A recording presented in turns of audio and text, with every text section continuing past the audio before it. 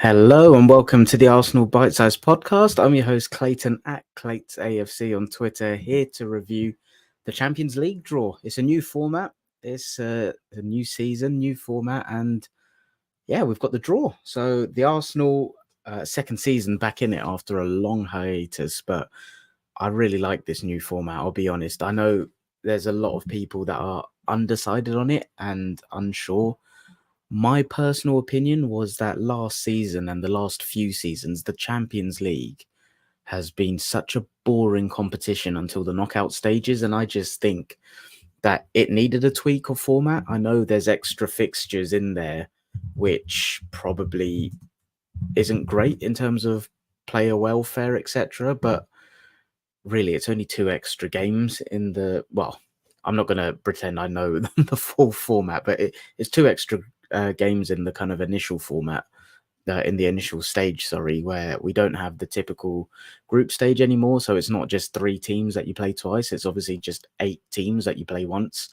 And yeah, I like it. I really like it. I think there's some draws in there that are really, really nice. And some teams have a really tough sequence of fixtures that they have to get through.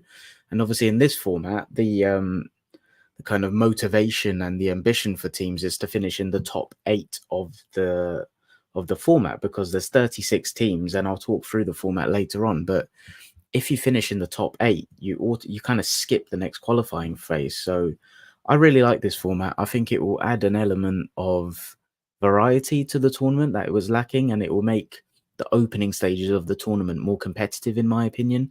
I think a lot of the historic group stages became a bit of I don't know what the word I'm looking for is. It was just like you kind of going through the motions, and teams would just see it out. You'd know what certain teams would get 12, 15 points, happy days, done.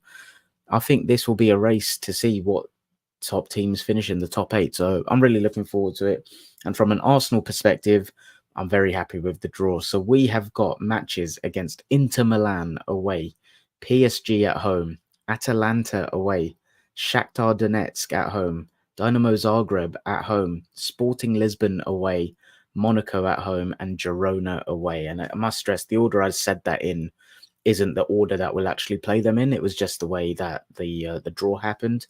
The fixtures were, to timestamp this, it is Thursday the 29th of August, and it's around 7 p.m. The fixtures will actually be announced on Saturday, it's the 1st of September on Saturday, isn't it? Yeah. No, Saturday the 31st of August. So yeah, that's when we'll find out when we actually play everyone in what order, and we can start to add that into our schedule, because I know the first thing we're all thinking of is who are we playing in a few weeks' time, when we have Tottenham away on the 14th of September.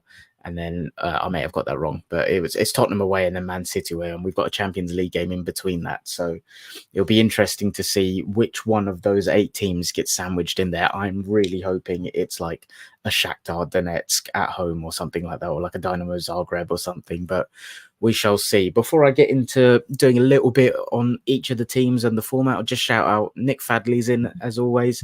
Welcome, mate. Hope you're good. He said the draw ain't that hard. I agree, mate. I think it could have been worse. And do you know what? I'm actually on UEFA's website right now, just looking at some of the other teams. So Real Madrid, they've got, it doesn't actually tell me if these teams are home or away for them, which is a bit annoying, but just reading through some of Real Madrid's opponents: Dortmund, Liverpool, Milan, Atalanta, who we play as well, Salzburg, Lille, Stuttgart, Brest.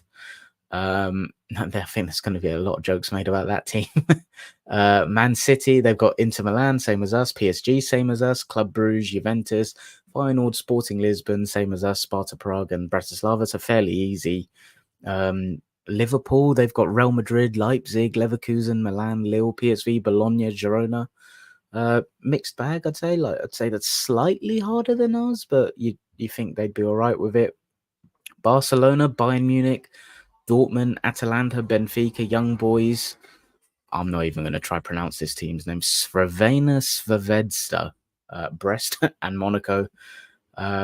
But enough about the rest. It's just to kind of illustrate that I think there's going to be some very competitive races for this top 8. And I think we've got a chance to really put ourselves in and amongst that. It's funny, I'm actually part of a football community Slack channel. And what was it? Someone actually said a comment about like historically what he's done on Football Manager. And it was actually very useful context because we don't have any evidence to go off in terms of how many points is enough for this. I think domestically, when we're talking about Champions League, we know 75 points there or thereabouts will get you top four. When we're talking about the title, we know 90 points is the benchmark. I think with this, where we don't have any actual history to go off, it's quite hard to know. But for what it's worth, this guy said, from Football Manager experience, we probably need at least 6 wins for direct qualification into the round of 16. And on that note, let me just talk through a little bit of the rules for anyone that's new here, because it is a little bit confusing. So it's obviously been expanded to 36 teams, and instead of a traditional group stage, all teams will compete against each other in one single table. I've said it already, there's 8 individual matches against 8 teams, and it's split evenly with 4 away and 4 at home. The top 8 sides in this league will qualify automatically and go into the round of 16. That's obviously what we want. And those teams that finish 25th or lower, will be eliminated from all European competitions. So remember previously, if you finished third, you would drop down into the Europa League. That doesn't happen anymore. So anyone 25th or lower, they're immediately eliminated from all European competitions. This is where it gets interesting, though. So for the teams that finish 9th to 24th, they will take place in a two-legged playoff to secure their path to the last 16, and those who will finish between 9th and 16th will be seeded.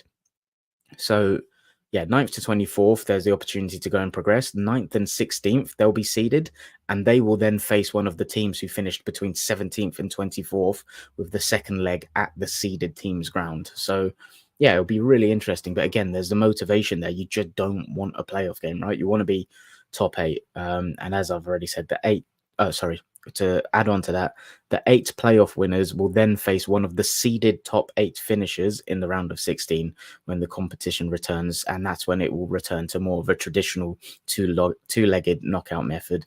And this time, to be fair, there is going to be a set bracket. So like you'll be able to plot your path to the final. So it'll be interesting. I think like with anything new, it will divide opinion, right? Me personally, I'm open to it. I think sounds all right. I think like I said, motivation is that just there, finish in the top 8. But it's going to be tough. There's some big teams in this. So like obviously Real Madrid, City, Bayern, PSG, Liverpool, Inter, Dortmund, Leipzig, Barca, not sure. Leverkusen, we know what they bloody did last season. Atalanta, who obviously pipped them to the Europa League. Atletico Madrid, I was really happy we avoided them. I thought that would be a nasty tie having to play them. Juventus, Benfica, like there's some top teams in there. And now I'm scrolling into like the pot 3 and 4, so I'm not going to talk through some of them. But for Aston Villa, who we just played, like you never know. Emery's a cup specialist. Like he'll be backing himself to individually pull up some trees. They've got Bayern Munich, Leipzig, Juventus, Club Brugge, Celtic, Young Boys, Bologna, Monaco. So they'll be backing themselves as well, to be fair. But very exciting. It's just nice that we know who we'll be playing. The match days are interesting. So match day 1 is September the 17th to the 19th. Match day 2, do you know what? While I'm doing that, let me pull up the Premier League fixtures. So match day 1 is in between where we play Tottenham away and Man City away. Match day 2 is October the 1st or 2nd, and that is in between Leicester at home and Southampton at home. So that's nice. I feel like those 2 games, either side of it, really nice. Match day 3 is October the 22nd or 23rd. So that's in between Bournemouth away and Liverpool at home. So that could be an interesting week, to be fair. Bournemouth away, like I know we've had a couple like really comfortable wins there, but I still get this feeling that it could be a tough place to go for some reason. I don't know why, but Liverpool at home, that's the 9th game week of the Premier League season. Liverpool have a really nice Premier League fixture run coming up, so the state of play there could be really interesting if they're top or thereabouts. So yeah, that's match day 3. Match day 4 is November the 5th or 6th, and we have got either side of that, or Jesus Christ, Newcastle away and then Chelsea away. So far, all I'm hearing is in between match day 1, where we have Tottenham away and City away, and match day 4, where we have Newcastle away and Chelsea away. Please put 2 of the plum home fixtures in there, because they are 2 tough-looking weeks. Match day 5, November the 26th or 27th, is in between Nottingham Forest at home and West Ham away. Match day 6, and this is where we start heading into December, and I've not even bloody spoken about Carabao Cup draw. Like, we've got Bolton at home. That should be a walk in the park, but again, it's another fixture, right, to add into this. So yeah, as we start heading into December, match day 6, that's December the 10th or the 11th, and that is in between Fulham away and Everton at home, so not too bad. Match day 7, January the 21st or the 22nd. I think this one will be interesting because that December one, match day 6, December just feels like it's fixture pile-up period, so hopefully we can get through that. But match day 7 is January the 21st or the 22nd, and that is in between Aston Villa at home and Wolves away. So funny, that Wolves away was that after Bayern away last season in the quarters, I want to say. And then finally, match day 8, where we will hopefully have things wrapped up before then. Like I said before, if someone's saying 6 wins historically gets you automatically qualified, hopefully, with the way the fixtures land for us in this format, we'll have 6 wins before we get to match day 8. But if we don't, and we have to decide our fate, this is an interesting one. It's January the 29th, and this is with Wolves away and then Man City at home either side of it. So fingers crossed we can go into match day 8, play Wolves away, hopefully have a Champions League fixture where it's not too much writing on it. We're already into the last 16, and then we got City at home, which I'm sure will be, well, that's game week 24, looking at the Premier League schedule. So 14 weeks out from the close of the season. It's mental to think about that in the 1st of February, but we saw that's when our run started last season, right? So yeah, really exciting to map it all out, to be fair. Let's talk a little bit about our opponents then. So Inter Milan, they did they win the league last year? I think they did, right? Yeah, I'm sure they won Serie A. They did indeed. They won it flipping out fairly comfortably. They got 94 points. Second to them was AC Milan with 75 points. Lautaro Martinez, who we've all heard of, was their top goal scorer with 24 goals. Yeah, fair play. I'm not sure I need to add any more on that. That's going to be a much tougher game than I think I anticipated. I think when I saw Inter Milan away, I assumed, that'll be all right. Like, we can do them, but I didn't realize it. Like, and I know there's the kind of league difficulty and stuff, but I think Serie A is still a very competitive league, and tactically they're very forward thinking in the way they operate. Like, you look at teams like Atalanta, Bologna. Yeah, that is impressive from Inter Milan. They only lost 2 games all season.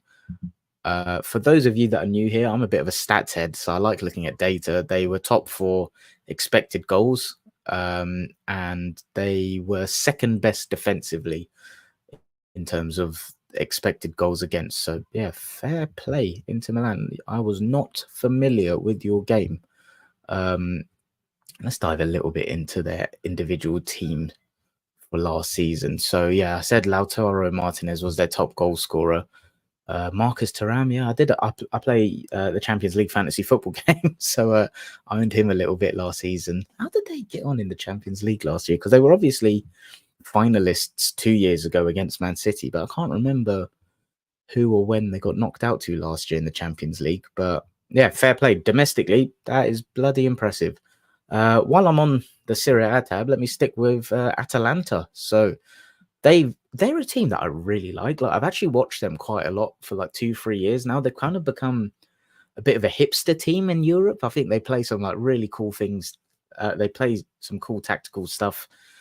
Yeah, and for the last few years, I've just seen lots of people that I follow on Twitter saying that they're quite an interesting team. Keep an eye on them. I've seen them against Liverpool, seen them bloody a few noses in the Champions League. They obviously went and beat Bayer Leverkusen in the Europa League final last year to stop them winning an invincible treble. So yeah, they're really impressive, and they finished fourth in Serie A. They just pipped Bologna to fourth, and even though like Bologna did get a Champions League place, yeah, they pipped them to fourth by 1 point.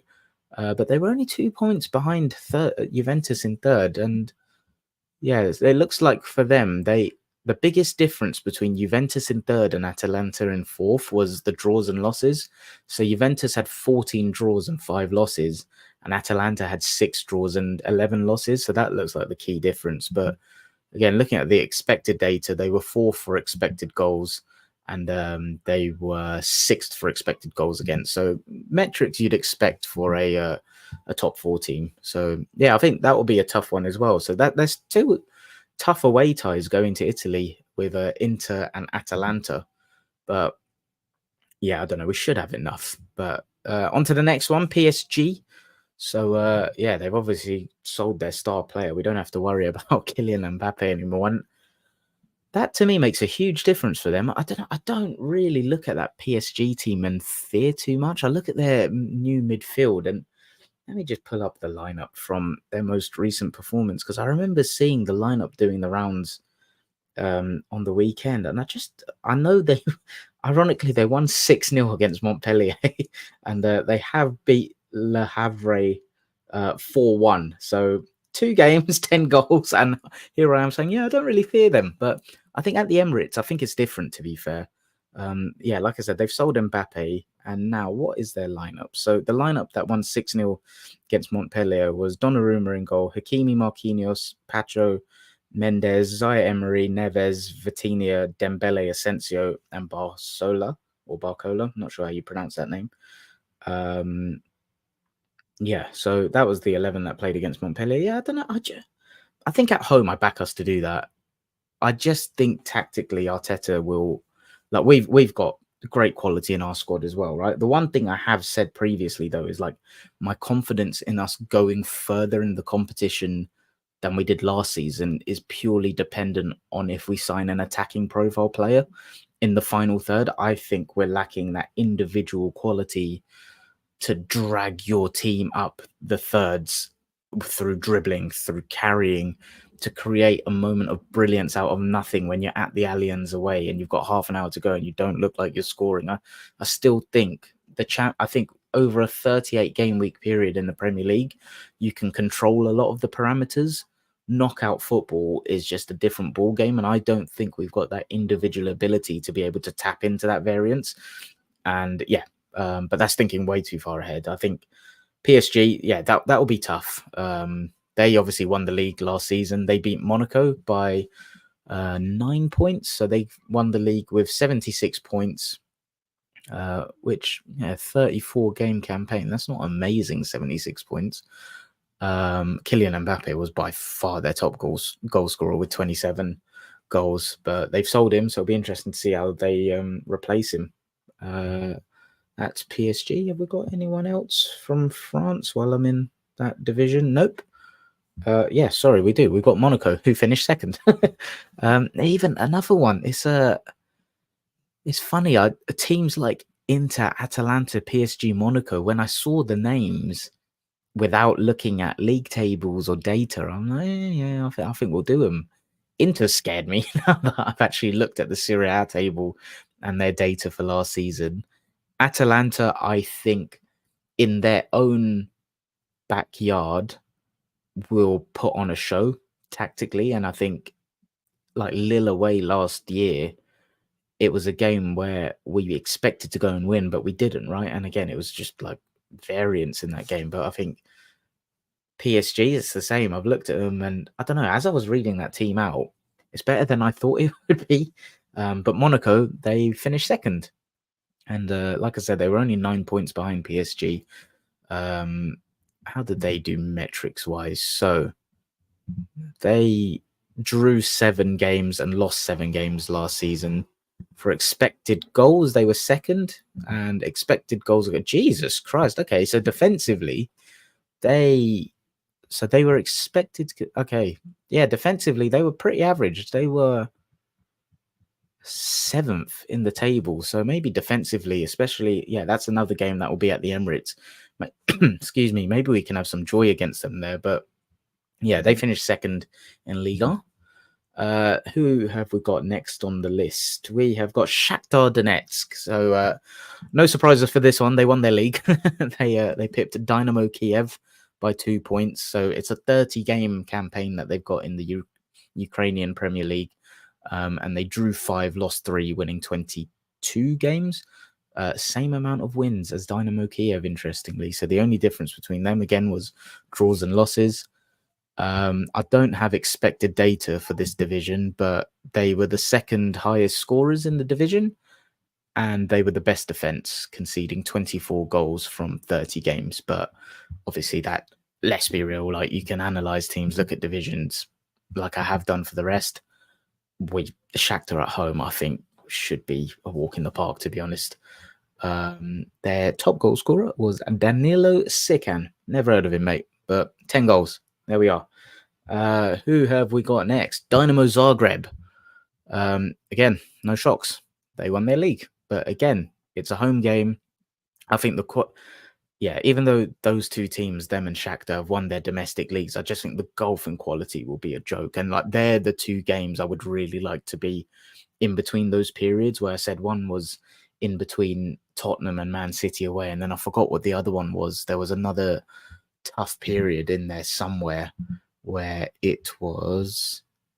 I will be able to find it. This is really bad for audio listeners. I apologize. I can't find it. I apologize for that. I think it was like in between either Liverpool, Newcastle, or Chelsea. But either way, you get the point I'm trying to make. Those teams, Shakhtar and Dinamo Zagreb, they're the two plum fixtures you want at home, regardless of what they've done in their domestic leagues. You want them in between our toughest periods. Who's next on the list?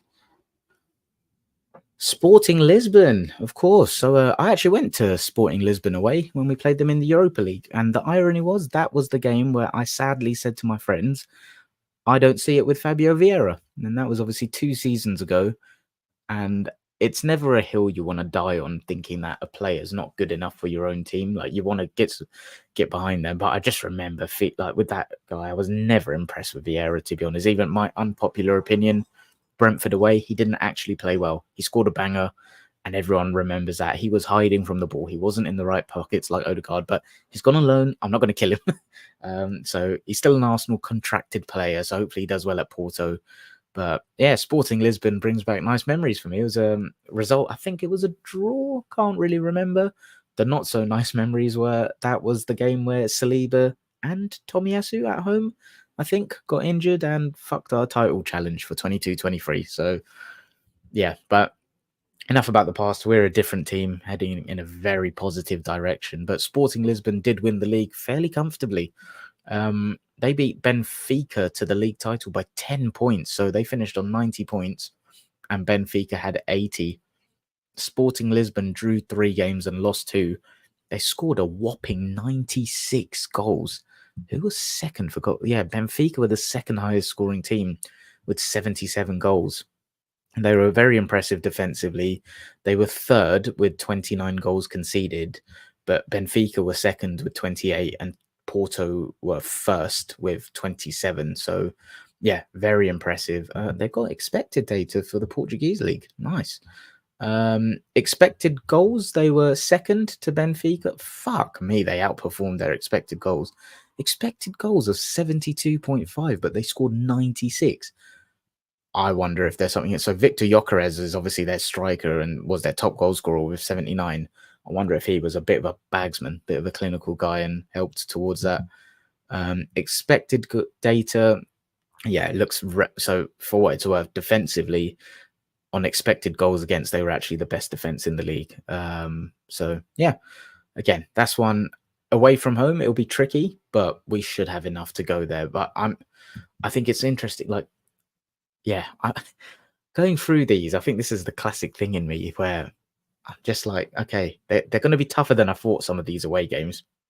I think a lot of the home ones, like Shakhtar, Dinamo Zagreb, Monaco to an extent, and who's the fourth one at home? PSG. That's not a plum one, but the other three, I think, especially Shakhtar and Dinamo Zagreb, they're plum home fixtures that I think will be a walk in the park. Monaco, I think, has potential to be comfortable while not quite a walk in the park.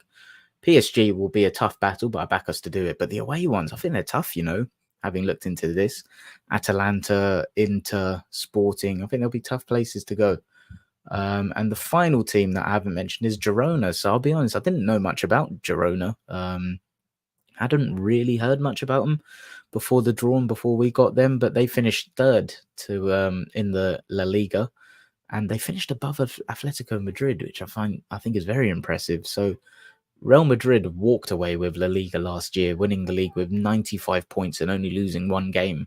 Barcelona were second in La Liga with 85 points, and Girona finished third with 81 points. And do you know what's most impressive? Real Madrid were the league winners. They scored 87 goals, and Girona were second with goals scored. 85 goals. Goals conceded, they, very mid-table. I'm not going to go down and count this, but it looks like they're bang in the middle, like 10th or 11th for goals conceded. And the expected data very much backs that up. They look like expected data has them as a below average defense. So again, that's one, to be honest, that is one where I would go with confidence, thinking this is based on I wouldn't even call this analysis. This is a very short analysis, but looking at last season, obviously I'm not looking at anything in terms of squad churn, what these teams have done in the transfer window. We touched on Mbappe because that's the easiest thing, but sorry, not the easiest thing. That's like the most well-known one. But yeah, I think it's just been helpful to kind of familiarize ourselves a little bit with our opponents, talk through the format, talk through where games may land in between our Premier League schedule. And yeah, like I said at the start, this is one where we just need to finish in the top 8, avoid a qualification game where we play against someone else in between 9th and 24th. Just try and get through there. And like I said at the start of the pod, it's not scientific to go off this, but where we don't have any other evidence, I'm not sure what to go off. But from people playing Football Manager, it seems that 6 wins at least is enough for direct qualification. And if we're going to play the game, let's do it. Let me know in the chat, where do you think the 6 wins will come from? Or if it's easier, what do you think will be the 2 games where we drop points maybe? For me, the 2 games where I think we may drop points will both come away from home. I really back us at the Emirates to get, how many games are at home? 4. I back us to get 12 points at home. I really do. I think PSG at home will be a close game, but I think we'll get over the line. That'll be 3 points. Shakhtar and Dinamo, this was maybe arrogant, but I think that'll be a piece of piss. That's another 6 points there. So that takes us to 9. Monaco at home, I think, will be a close, cagey game in periods, but I think throughout the 90, we'll run away with it. That takes us to 12 points. Then I'm looking at the away games. I think Girona, based on that little look at La Liga, I think we'll do that. It takes us to 15.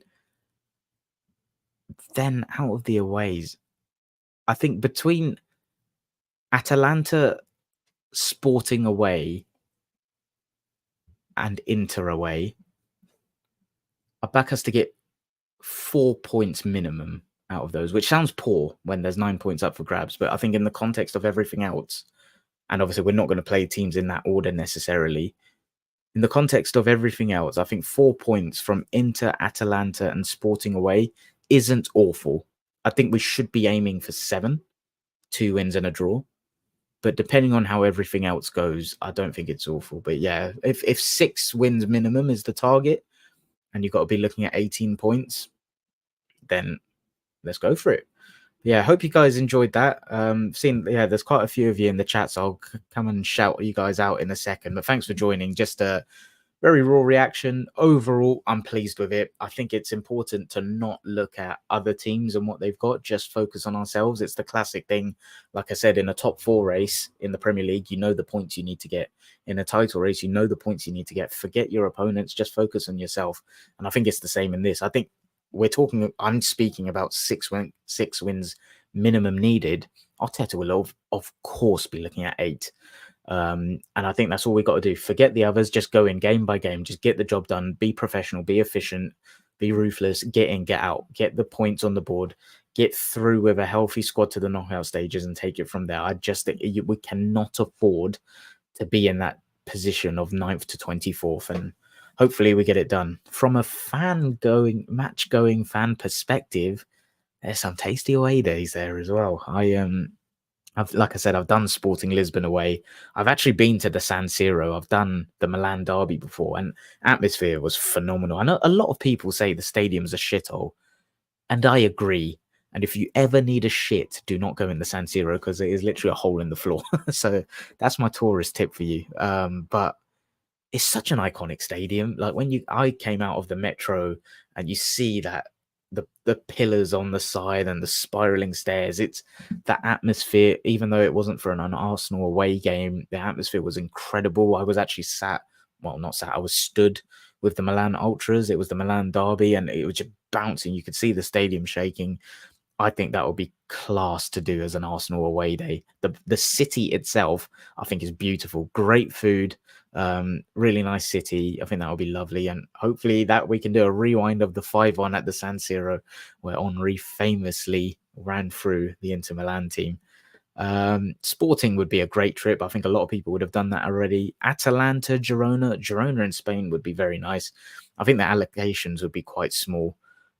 So I think for me personally, with where I am away credit wise at the minute, I probably would only get a ticket for Inter and Sporting away.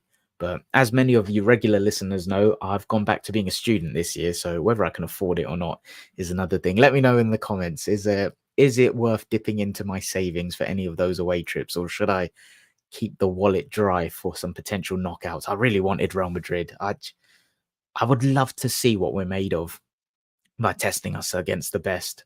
And I guess I know it's not testing ourselves against the best, but I think there's some really good tests in there. And Inter away and Atalanta away, possibly. I think Inter away could be a really, really good test to learn a lot about this Arsenal team and see if we've learned much more from last year. But I'll leave it there. It's gone a bit longer than I was anticipating, so just over half hour.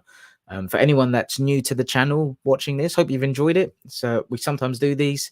I'll go live spontaneously if there's something that I want to discuss. We've done a couple of player profiles with Calafiori and Mikel Merino, if you want to check them out, where I talked a bit more tactically about what I think they'll bring to our side.